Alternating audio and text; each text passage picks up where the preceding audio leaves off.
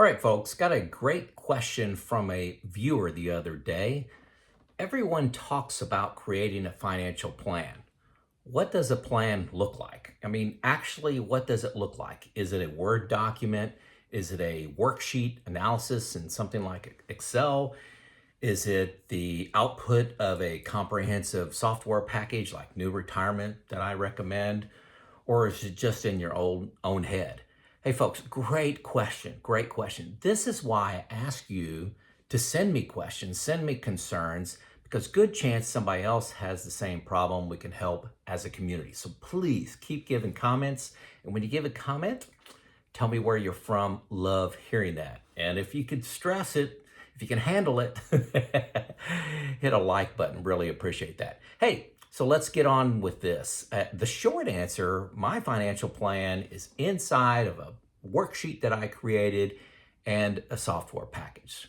Okay, that's the short answer. So you tune out. The long answer, inside my worksheet, what do? Okay, that shows I have my buckets. Okay, I have bucket 1, 2, and 3. 4 years out of the market in bucket 1, 4 years in some very high dividend stocks in bucket 2. So that's a total of 8 years between 1 and 2. So 4 years. And bucket 3 is my money that I need in perpetuity, long term. So it shows those values. It shows the returns. I put in the returns for those. Shows my spending habits, shows each year. I'm 58 now, so at 59, how much is projected to be in those buckets at my current spending rate and current returns, and just projects that out. So quarterly, what I do is I sit down, and I only do this once a quarter, not once every month, not every week. Once a quarter, I look at my spending. So we go through what am I spending money on, what are the balances in all these accounts. And I don't do that monthly, because if you do it monthly, sometimes you have a one-time high expense in a month and you don't want to create a bunch of drama by that. I found that once a quarter, things kind of wash out a little bit. Like Christmas right now is a spike. And if I just looked at my December spending, I may panic.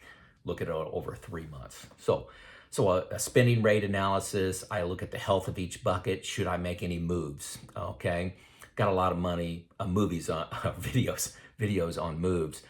Boy, I like putting, what buckets does most for you is converts dollar values to years of spending. This gives you great peace of mind sleeping.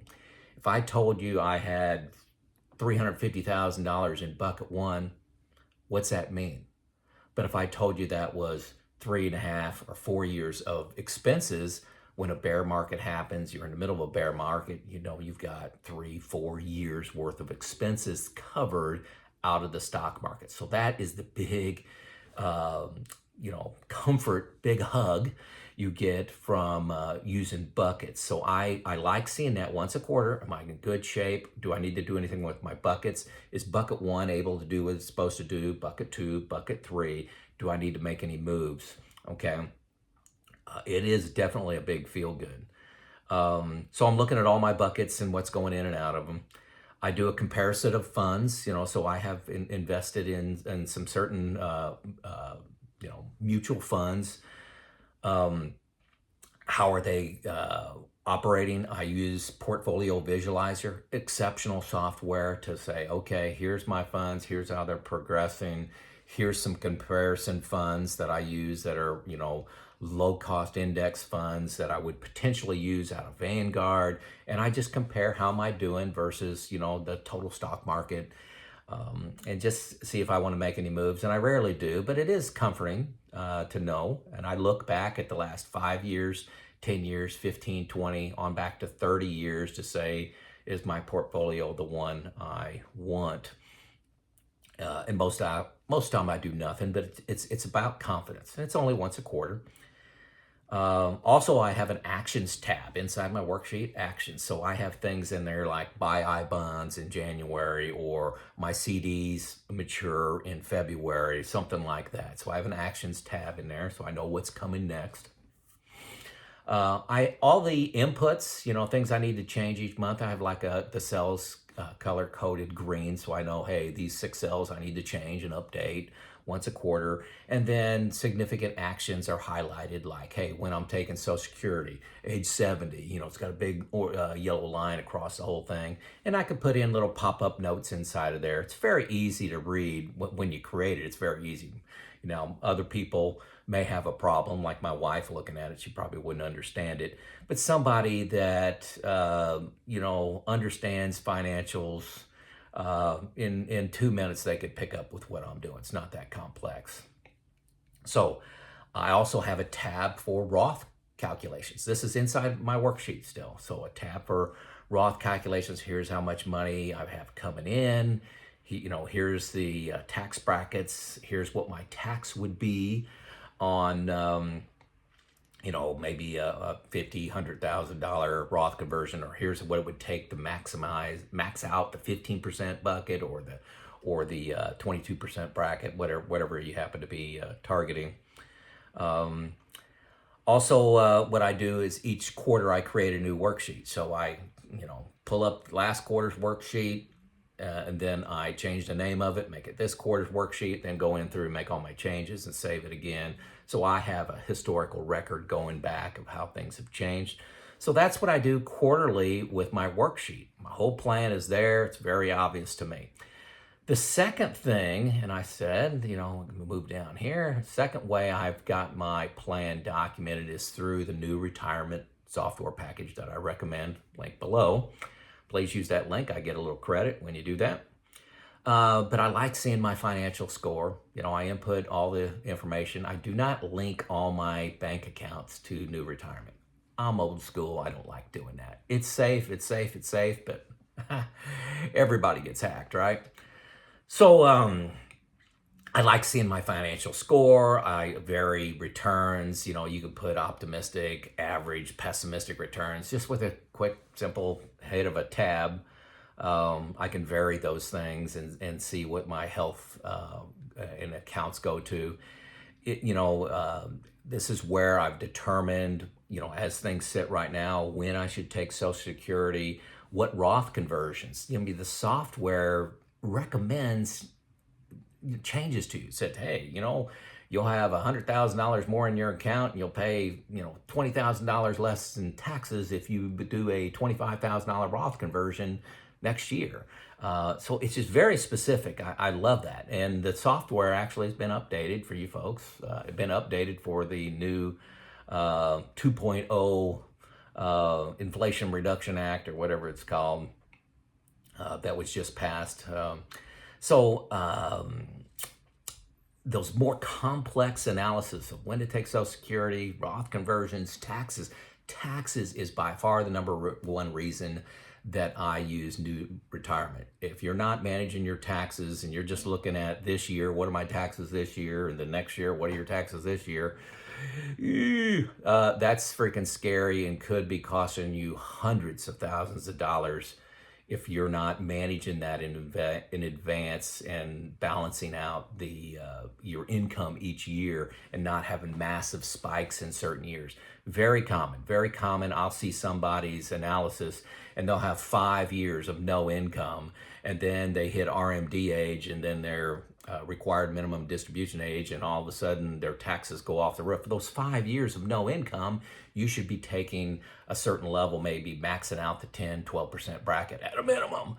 It's going to be 15 pretty soon here when the Trump tax breaks kick out. So taxes is my main use for the NewRetirement software.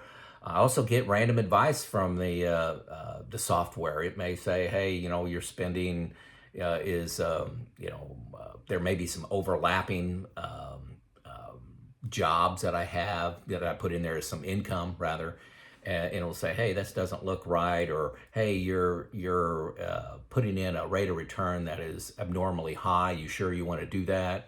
Or you don't have any long-term care costs in there, or you sure you don't have an insurance, a life insurance policy? All those things, the software has some intelligence to help you from making a mistake by omitting something. Hey, that's worth $120 a year to me. Also does Monte Carlo simulations, so I can kind of see where I'm at, updated, And, what's my probability of running out of money, different scenarios, what's my optimistic approach or analysis of running out of money, or not optimistic of, my, can't think of the right word, net worth.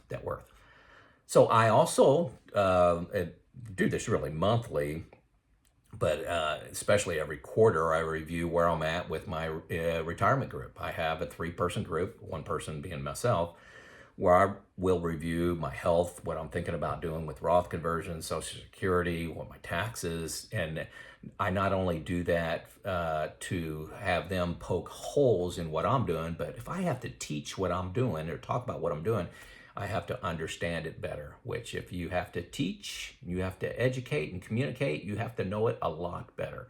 So I do that with my retirement group. So, hey, what's the benefits of doing my plan this way? Number one, the bucket health gives me great sleep at night information. That's why I do this once a quarter. Am I healthy? Yes. Move on. Don't worry about it for another quarter.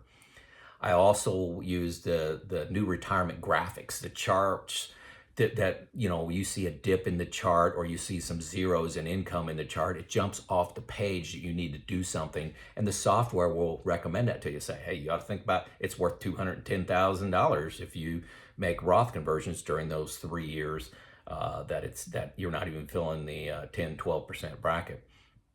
I just love that. Taxes, taxes, taxes. If you're not paying attention to taxes, you're making a huge mistake. How many times can I say that in a video? Also, I'm not going it alone. I've made a few videos on this. If you're making your retirement plan on a worksheet or just some withdrawal percentage and not looking out, projecting taxes 10 years, 15 years from now, that is a huge mistake. Huge mistake. Every time somebody shows me a plan, I look at it, I find some massive errors that are costing them thousands and thousands of dollars. You cannot go about this alone, okay? So that's the benefits of my plan and why I have it documented the way I do. Perhaps it is a best practice to have a Word document. I'm doing all this, but it's actually pretty simple. Most people make retirement financials look complex. They're not. When somebody shares their financials with me, in 15 minutes, I can understand what they're doing. They'll send me their spreadsheet and I say, oh, I understand this. Have you thought about this? Have you thought about this? I haven't heard you say you don't have an HSA account. Why not? Or, have you thought about Roth conversions, or what are you doing about taxes? Why are you taking Social Security at 62? What's your thought process there?